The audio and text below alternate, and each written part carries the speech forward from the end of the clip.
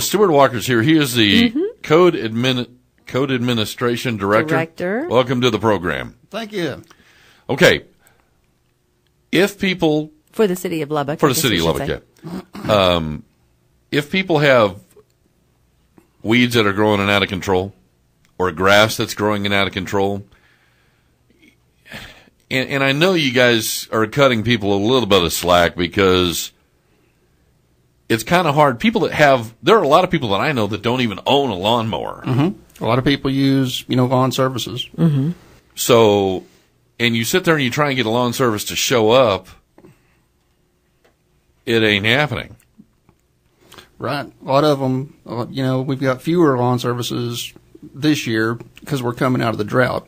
A lot of the small-time guys went out of business when it was really dry, and the lawn service guys are just now getting spun back up. Okay, just to tell you how busy these guys are that, go out there and get it on them every day. Uh-huh. I had a guy do some mowing for me. Actually, I called Stewart because the guy that I had mowing my lawn disappeared, or this lawn in question. He disappeared. So I call Stewart and I say, hey, you got a name and number for me? So he gives me this guy's name and number. He goes over and he mows the yard, okay? And it's been about 2 weeks, but he still hasn't come picked up his check. So he's so busy, he hasn't even come to pick up his check yet. Wow. So the guy's got to be busy. He is swamped. All right, so what is the requirement, when you get the nasty gram from the city? I mean, how does that work? Well, what the ordinance says is the property owner is responsible for their private property plus the adjacent public property next to their property. So folks have to mow from the curb in front of their house to the middle of the alley behind their house. And what they want to do is they want to keep the vegetation below 8 inches. If they don't, the inspectors go out, we identify those properties, we post a notice on the property while we're out there inspecting, and then we send a regular mail notice to the property owner listed on the tax records in the mail. After 7 days, the inspectors will go back out and reinspect. If the property's been taken care of, the case is closed. If it hasn't, then we put it in a process to go on a mowers list, and we use private contractors to go out and do that mowing. And generally the process on average takes about 3 weeks from inspection to by the time a contractor's assigned to do it. But right now we're doing better than we were the middle of the summer because we were probably about 8 weeks behind. We were probably about 2 months behind on actually getting somebody out to mow something. Right now we might be down to a month, maybe 5 weeks. Wow. Okay. So what about dumping and stuff in the alley? You know what? Getting a signal, got to hit a break. We'll be back in just a minute. More from Code Enforcement and Stewart Walker at 7:42. Good morning. In conversation with Stewart Walker, he's, what are you? The Code Administration Director. Yep, for the city of Lubbock. All right. Now, if somebody has something to show up in their alley behind their house or business or somewhere like that, a lot of people sit there and just let it ride. But who's actually responsible to clean it up? Yeah, a lot of people think that the city of Lubbock has a bulky item pickup service where the city of Lubbock does not have a bulky item pickup service. So a couch or a mattress or tree branches or a washing machine will show up beside the dumpster, and it'll sit there and it'll sit there and sit there until we get a call about it.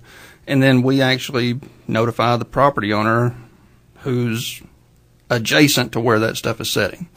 And then we expect them to get rid of it.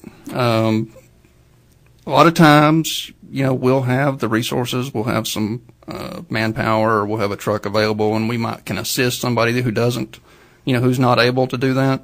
But we've been so busy this summer, and solid waste is in the same situation I am. We just don't have the manpower. We don't have the resources to go out and offer this assistance because we're so busy.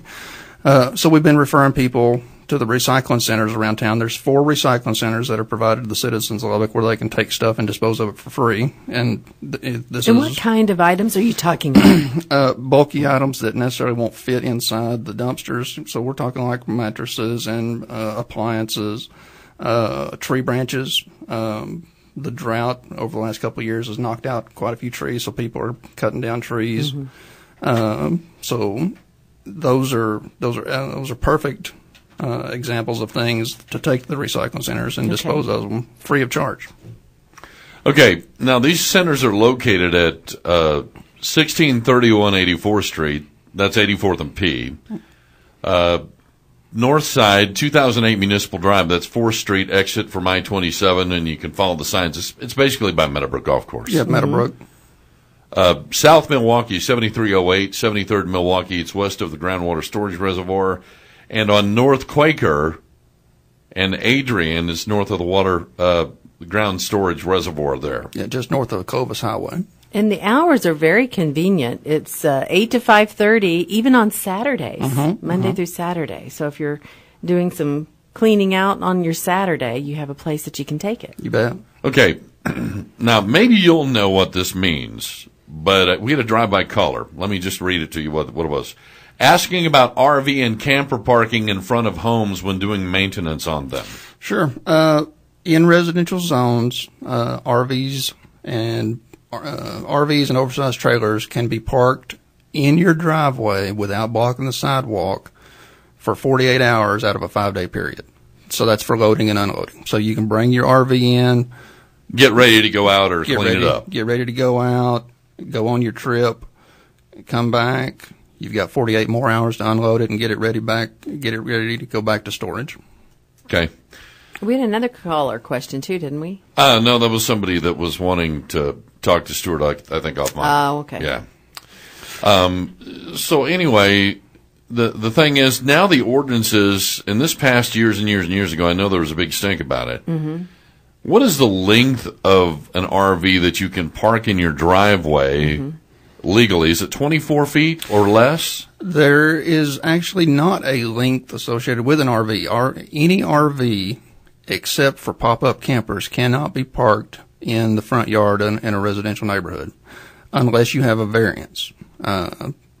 But if you don't have a variance, RVs and oversized trailers cannot be parked on your property in the front yard.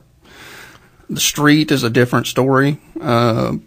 Oversized vehicles in the street, that's an ordinance that's handled by the police department, but we get a lot of calls on it. And it kind of goes along the same rules. As long as you're actively loading or unloading, you can park it in the street, but then it's got to be gone. By front yard, do you mean like front driveways too? Yeah. Yeah, on your property in front of your house. That's basically considered your front yard. Now, if you have out-of-town guests coming. Yeah, that was my next question. That happens sometimes where they come in their RVs. Graduation is a perfect example in Lubbock. They can park in your driveway for 2 weeks, and then they've got to be gone. Yeah. Do you have to get some sort of That's notification? That's a good thing, because some relatives could just come and set up camp and just stay. Yeah. So, now you've got an excuse. I'm sorry, the city tells you have to go. Ordinances are handy sometimes. Hey, can you hang out for a couple of minutes? You bet. We got some people calling in. I guess they're getting dandered up. Sure. Anyway, 7:51, we'll be back and go to the phone, 770-5790. You got a question or a comment? In the studio, Stewart Walker. He's Code Administration Director. I got to get that right. CAD for short. For the city of Lubbock. You'll have to have me back. Yeah. Right. Hey, okay. Now, Dolores had made a call in, and then, I don't know, I told her what I thought. I was wanting to know what her question was. But then we lost her. Yeah, then we lost her for some reason.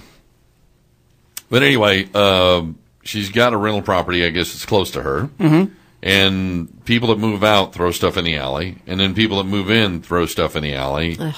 And she's contacted the city about it. But she says that, it's hard to get stuff done and nobody really does anything about it. And one of those things is probably because you guys are backlogged big time, right? Yeah, that's one of the problems right now. And the other problem is unfortunately it's her responsibility to clean it. Well, if it's behind her house, but if it's just behind the rent house, yes, then it's that property owner's. Now, apparently, from what I understand, right? But she would be the property owner, right? No. Oh, she's not the property owner. This is like somebody who owns a property. Apparently, the property owner's in New York. Oh, I know what you're okay. thinking. New York City. I love New York City.